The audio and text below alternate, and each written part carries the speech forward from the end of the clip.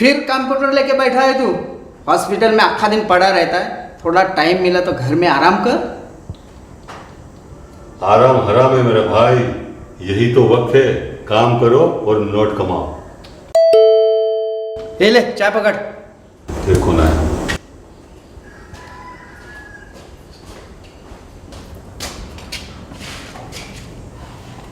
हाँ बोलिए। डॉक्टर साहब है? हाँ है, आइए। तेरे से कोई मिलने आया है। बैठिए।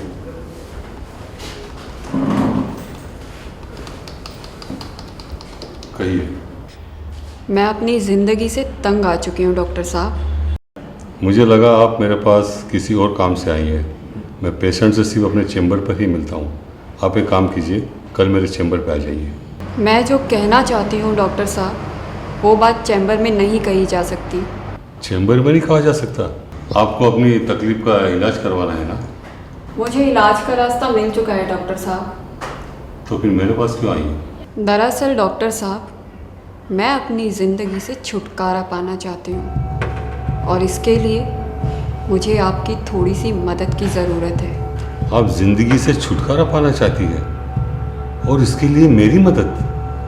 मैं आपकी बात समझा नहीं। मैं आपको समझा देती हूँ डॉक्टर साहब। मैं मरना चाहती हूँ, वो भी आप ही के हाथों से। आप पागल तो नहीं हो गई है ना?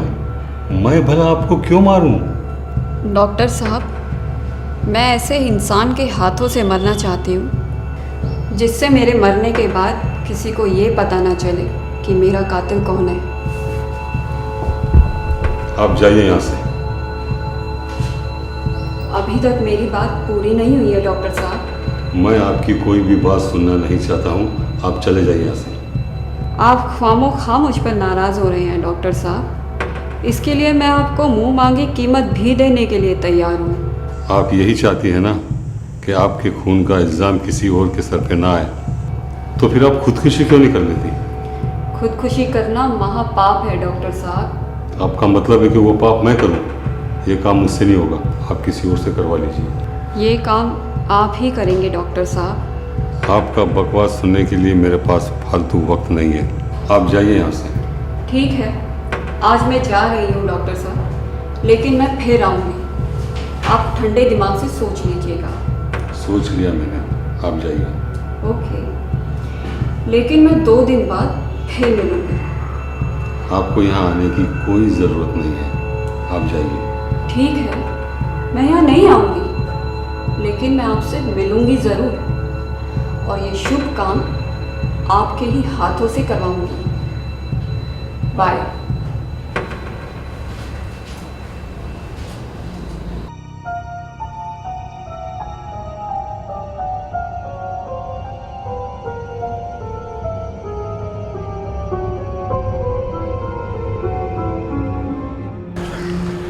ऑपरेशन के बाद काफ़ी वीक हो गई है पल्लवी।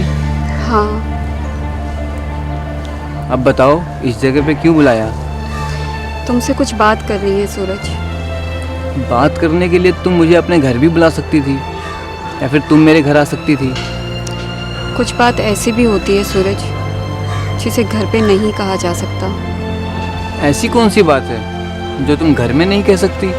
हाँ सूरज, मुझे समझ में नहीं आ रहा है कि मैं कैसे शुरू करूं। सूरज, तुम दूसरी लड़की से शादी कर लो। व्हाट? तुम्हारा होश ठिकाने पे है ना?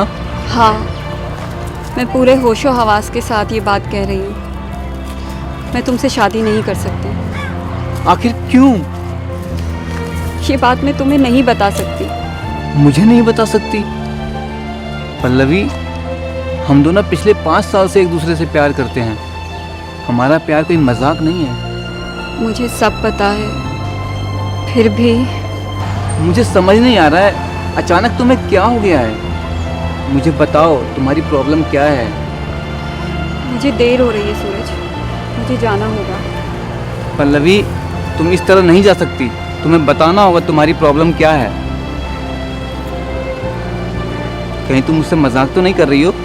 नहीं, मैं जा रही हूँ। पल्लवी, पल्लवी, पल्लवी रुको, मेरी बात तो सुनो पल्लवी।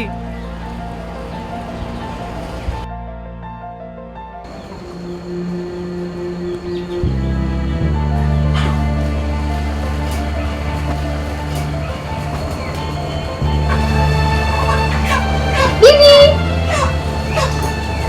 तुम डर गई हो ना दीदी? नहीं रे, मैं तुझसे भला क्यों डरूं? मैं तुम्हें कब से ढूंढे जा रही हूँ। तुम यहाँ अकेले बैठकर क्या सोच रहे हो दीदी? कुछ सोच नहीं रही, बस ऐसे ही बैठी हूं। दीदी, पहले तुम हमेशा मेरे साथ मस्ती मजाक करती थी, अभी तुम बहुत बदल चुकी हो दीदी। वाकई मैं बदल चुकी हूँ राज। क्यों दीदी? इस क्यों का जवाब देने के लिए मेरे पास कोई शब्द नहीं बचा है। मैं तुम्हारी बात समझा नहीं दीदी। तो ना समझे तो ही अच्छा है। मुझे समझना भी नहीं है, रात काफी हो चुकी है, चलो खाना खा लेते हैं। तू खा ले, मैं बाद में खाऊंगी। तुम्हें तो मालूम है दीदी, मैं तुम्हारे साथ ही खाना खाता हूँ। चलो ना प्लीज दीदी, प्लीज। ठीक, चलो। चल।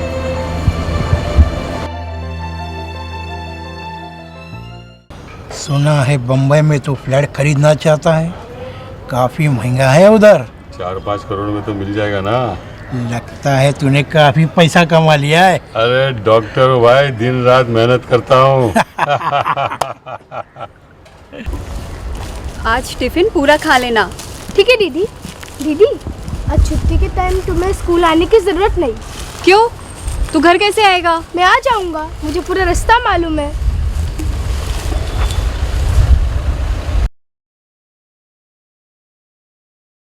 क्या हुआ दीदी? कुछ नहीं राज, तू एक काम कर, तू थोड़ी देर के लिए यहाँ बैठ और ये चिप्स खा ले, और मैं अभी आती हूँ। ठीक है? ठीक है। बैठ।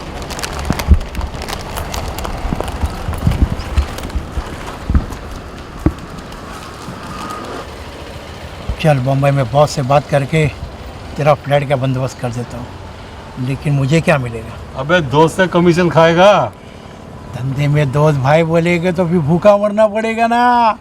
बहुत बातें सीख लिया तूने। अपना धंधा ही तो बातों का है यार। तुझे खुश कर दूंगा यार, लेकिन फ्लैट मस्त होना चाहिए। हो जाएगा। चल मैं चलता हूँ, मुझे ऑपरेशन करना है। ओके, मिलते हैं फिर। ओके। डॉक्टर साहब, तुम यहाँ? मैंने आपसे कहा था ना कि मैं आपसे फिर मिलूंगी। देखो, तुम मुझे इस तरह से परेशान मत किया करो। मैं आपको परेशान नहीं कर रही हूँ डॉक्टर साहब। आप तो लोगों की बीमारी का इलाज करते हैं ना, तो फिर मेरी भी बीमारी का इलाज कर दीजिए ना। तुम्हारा इलाज कोई दिमाग का डॉक्टर ही कर सकता है, मैं नहीं। लेकिन मैं आपके हाथों से मरना चाहती हूँ डॉक्टर साहब, किसी और के हाथों से नहीं। शायद तुम्हें पता नहीं है, डॉक्टर किसी को मारते नहीं है, जान बचाते हैं। वो एक ज़माने में हुआ करता था डॉक्टर साहब, लेकिन आज के ज़माने में कुछ ऐसे भी डॉक्टर हैं जिन्हें जान से ज़्यादा पैसा प्यारा है। ओह, तो तुम मुझे उस तरह का डॉक्टर समझ रही हो।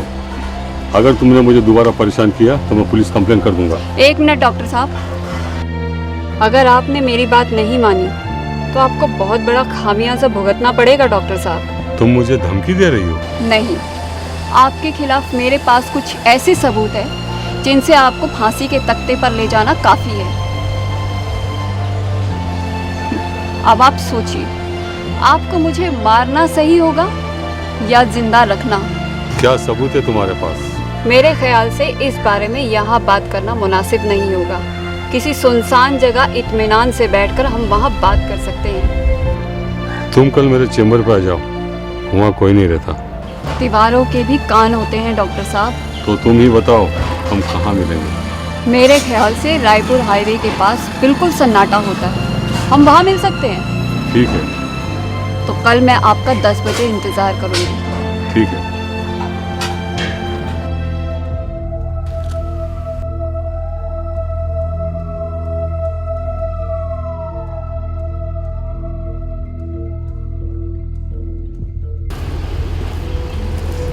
मैं आ गया।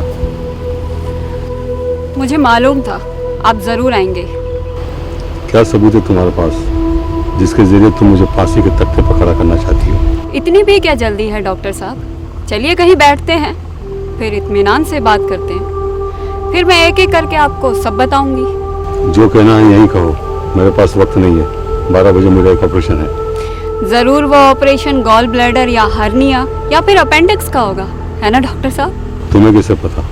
मुझे मालूम है डॉक्टर साहब, आप अक्सर इसी टाइप का ऑपरेशन ज़्यादा करते हैं। मुझे गौर से देखिए, आप मुझे पहचान पा रहे हैं या नहीं?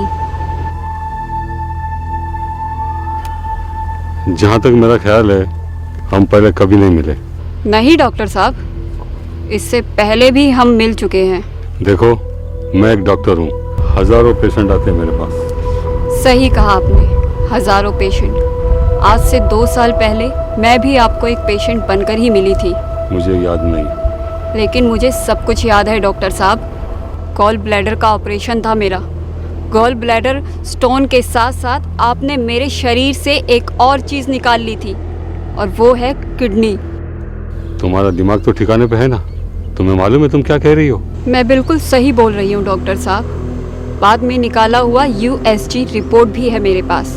तुम्हारा ऑपरेशन किसी और डॉक्टर ने किया होगा और इल्जाम तुम मुझ पे लगा रही हो। नहीं, वो ऑपरेशन आपने ही किया था और उसका भी रिपोर्ट है मेरे पास। ये देखिए।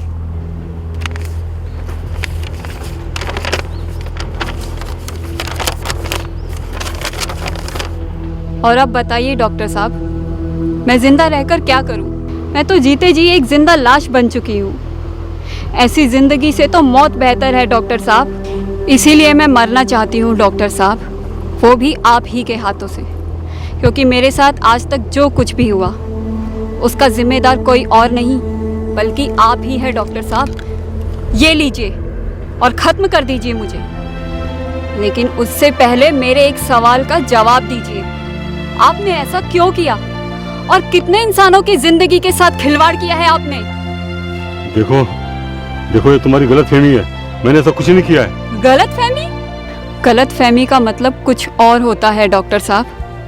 यहाँ तो प्रूफ आपके हाथों में है। आपने ऐसा क्यों किया डॉक्टर साहब? इंसान तो आप लोगों को देवता मानते हैं, अपनी पूरी जिंदगी की जिम्मेदारी आप लोगों के हाथ में दे देते हैं, और आप लोग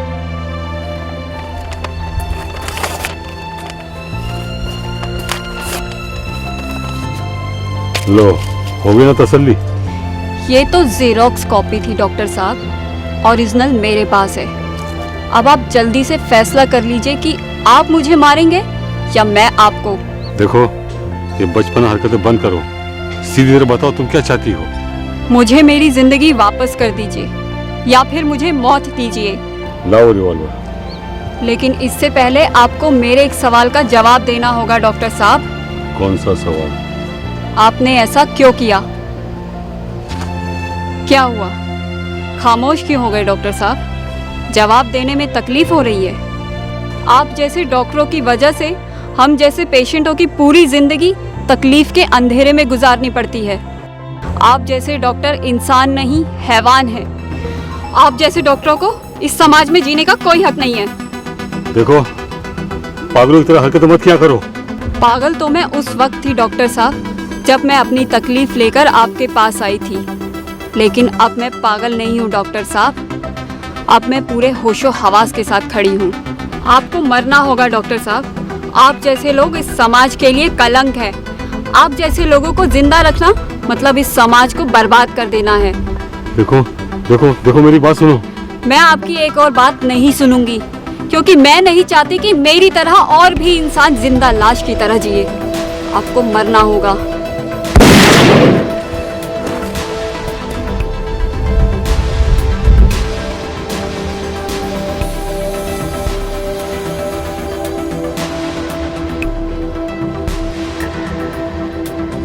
माँ, मैंने उस हैवान को खत्म कर दिया है जिसने मेरी जिंदगी को बर्बाद कर दिया था।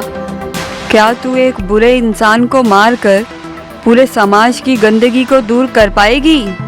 राम जी ने भी एक रावण को मारकर दुनिया को ये मैसेज दिया है कि अन्याय का अंत एक ना एक दिन ज़रूर होता है।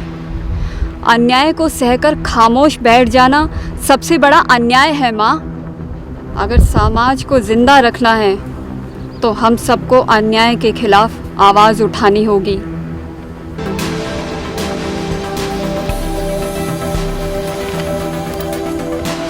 यदा यदा हि धर्मस्य ग्लानिर्भवति भारत अभ्युत्थानमधर्मस्य तदात्मानं सृजाम्यहम्। परित्राणाय साधूनां विनाशाय च दुष्कृतां धर्म संस्थापनार्थाय संभवामि युगे युगे।